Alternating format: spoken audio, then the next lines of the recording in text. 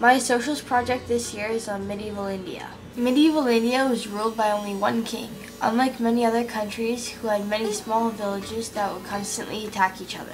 The Himalayas are the highest mountain range in the world and can be found in India along with amazingly dry deserts and tropical jungles.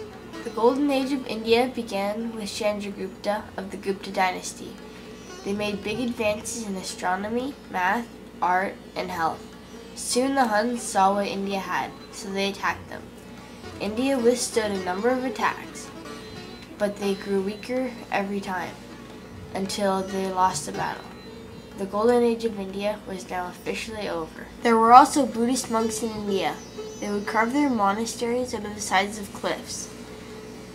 The way they would do so is by chiseling trenches and putting logs in the trenches with wire so they would expand and break the rock. Then they would decorate the cave with amazing stone carvings that would be attached to the rock. Some monks would also paint frescoes, which were paintings on very soft plaster. Soon the monks started to leave and go to different monasteries until some of them were totally deserted. Hundreds of years later, two soldiers were tracking a tiger when they found the perfectly preserved ruins of the beautiful monasteries. By this time, India was once more split up into many different kingdoms. Then came an Ottoman Turk named Babur.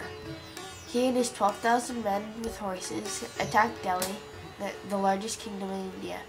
The Sultan of Delhi wouldn't give up very easily. He gathered 100,000 men with 1,000 war elephants. When they attacked each other, Babur won because his horses could run around the elephants and attack them from behind with guns. Once he ruled Delhi, he captured the neighboring cities and then soon ruled all of India. Babur was a good ruler. Even though he was a Muslim, he let all his people follow whatever religion they wanted. After Babur died, he left his son Humayun to the throne. He sucked. He was thrown off his throne in very little time. It took him almost 15 years to get it back, but he had lost much land. After he died, he left his 13-year-old son named Akbar in charge. He did much better than his dad. Akbar was determined to bring India back to the size his grandpa had it, and he did so. Akbar was also very well liked. The villagers would tell stories about his life, not all true, but entertaining nonetheless. One story about him is called the Bad Luck Servant. The story is about a servant of the palace that was supposedly bad luck. Anytime anything bad would happen, people would blame it on him. When the king heard about it, he asked the servant to serve him for a day. All that happened that day seemed to be bad luck. By the end of the day, the king sentenced him to death.